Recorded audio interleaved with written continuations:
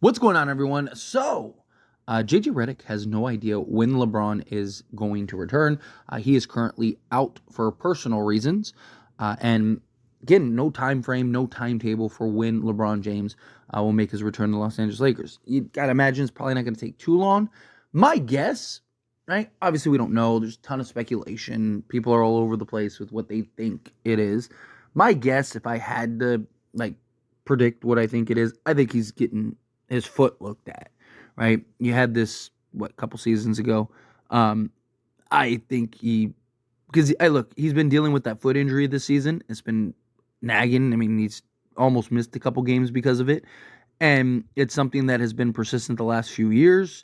And my guess is that he went in, Germany or something like that, to go and fly and get it looked at. Again, could be completely wrong. Could be something completely different. I don't think it's a trade thing. Like, people are like, oh, maybe he's trying to figure out if he wants to be traded or not. Again, it's one of those things. I'll believe it when I see it. LeBron's had so many chances to leave LA. If he really wanted to leave LA, he would have left LA.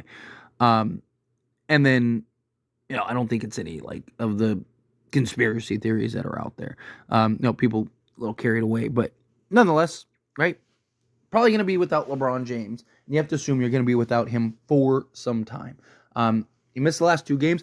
At least he's getting rest. Worst case, right? At least he's not getting the wear and tear on his foot and his body. So, I mean, that is a benefit. Problem is, can the Lakers stay afloat? Can the Lakers stay alive long enough? They got a game Sunday against the Grizzlies. They just lost to the Minnesota Timberwolves. We're only a game over 500. And then, luckily, you have 4 days off, right? That could be huge for LeBron's return, because you don't have another game until the 19th. But then you got back-to-back games on the road against the Kings.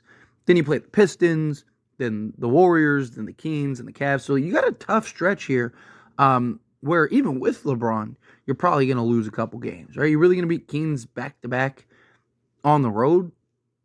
Probably not, right? Maybe you split one of them. That'd be nice. Pistons, they just beat you, but you should beat them. Hopefully we've gotten a trade done by this point. And then you got Christmas Day with the Warriors, and then you got the Kings again and the Cavs. So Lakers gotta figure some stuff out. But it'd be nice. It would really help if the Lakers were able to pull it off. If the Lakers were able to get that done today, and give you a guy that could kind of take over in the absence while LeBron is gone. You want to take a guess? 3, 2, 1. Good call, Zach LaVine. You guys didn't see that coming, huh? No one expected that. Go trade for Zach LaVine, right? I don't understand why it hasn't already been done. The guy is having a ridiculous season, and it's you're going to wait till you're, 2, 3, 4, 5 games under 500, and then you're going to be like, oh, you know what? We should probably go trade for Zach LaVine. Right? No, go do it now. Especially if LeBron, if LeBron doesn't have if you don't have an inclination of when LeBron's going to return, right? If it's hey, LeBron might be back for a month or something, right? You need to go get Zach LaVine. You do. Because going and getting a bunch of role players and stuff like that, even upgraded role players, you're not winning a bunch of games. You're not going to stay alive. You might have that, new roster burst, right? Where, you get a bunch of new players and they, play better than they usually do. And, they're all excited, and teams don't have tape on you and stuff, so you squeeze out a couple games that you shouldn't have. Sure, could that happen? But we need more than that. Eventually, it's going to settle. Now, look, if LeBron just misses one more game and then he gets the 4 days off and then, he's back, then sure, you can continue to be patient. I still think you should trade for Zach LaVine regardless. I still think Zach LaVine is a complete no-brainer, but that's just me, right? I know more and more people are starting to come to my side. More and more people are starting to go, you know what, Tyler, you might be onto something. You might be right here. I'm telling you, go get Zach LaVine. Obviously, tomorrow is the beginning of trade restrictions or trade restrictions being lifted for 80% of the league or 87% of the league or something like that. So that'll be good. Hopefully, we get trade around the corner. Hopefully, something's getting done because that would be great. But nonetheless, look, Zach LaVine helps take the pressure off of LeBron even while he's there, right? Gives you a guy that can score the basketball, go get you 30 a night if you want it, right? And then while LeBron's out, now Anthony Davis has help in the scoring department on top of having help in the scoring department when LeBron gets back. right? Zach LaVine can be your number one, number two guy on most nights, right? So LeBron can kind of do what he's been doing and kind of take games off. Maybe you can even lower his minutes, kind of, pick and choose the spots and just kind of go in little bursts rather than having to go give you 30 just for us to have a chance to win. Not even necessarily win, just to give us a chance to win, right? Like, Lakers got to do something. You got to shake something up here. Something needs to be done one way or another because what you got right now isn't working, right? And by the time the trade deadline comes along, I mean, you could end up being, 15 games. The season could be over, is my point, right? Like, Lakers right now are still in the hunt, right? They are the 10th seed, and I know people are going to look at, 10th seed. But they're only a game back from the 5 seed, right? So the 5 through 10 is just tight. I mean, well, technically 5 through 11. I mean, you really want to go 5 through 12.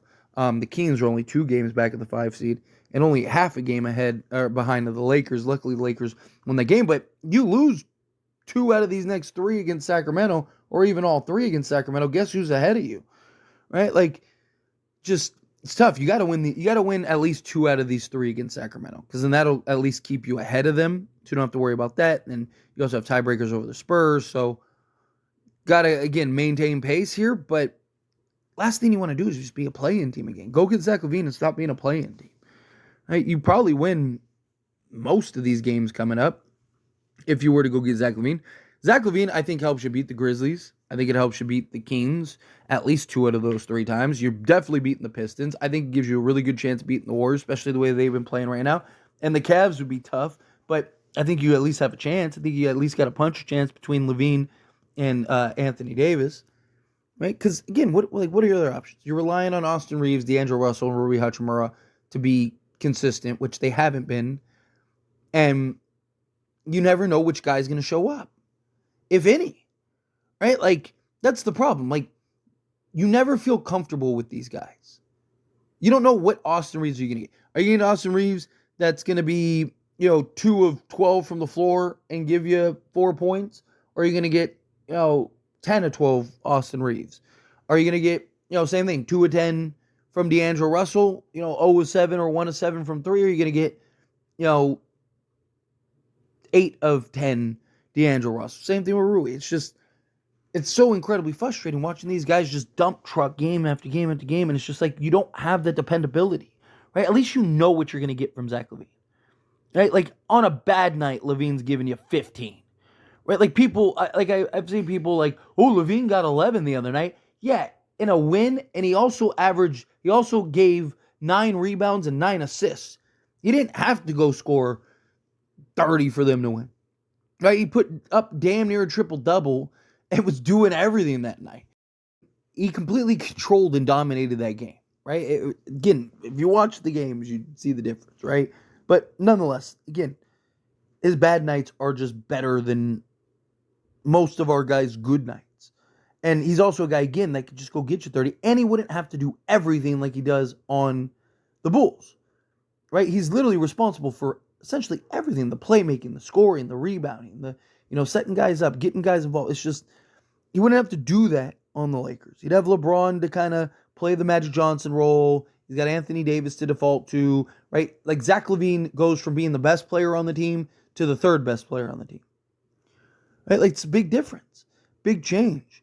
And it's something we really need. I do. I think you go get Zach LaVine, or you got to get something. You got to do something, right? Like, Valanciunas isn't the difference, right? Does he make us better? Sure. I think so. Right? I know people have their concerns with him, but he would make us better. But he's not a guy that's like completely changing the tides. And we don't know how long LeBron James is going to be out. Again, maybe he misses 1 more game, maybe he misses 5 more games. Either way, it's not good. Either way, we're in trouble. And it's just, what do you do if you're the Lakers? You got to do something. It's frustrating. It's very frustrating. But hopefully something gets done sooner rather than later, because we just can't afford the position we're in right now.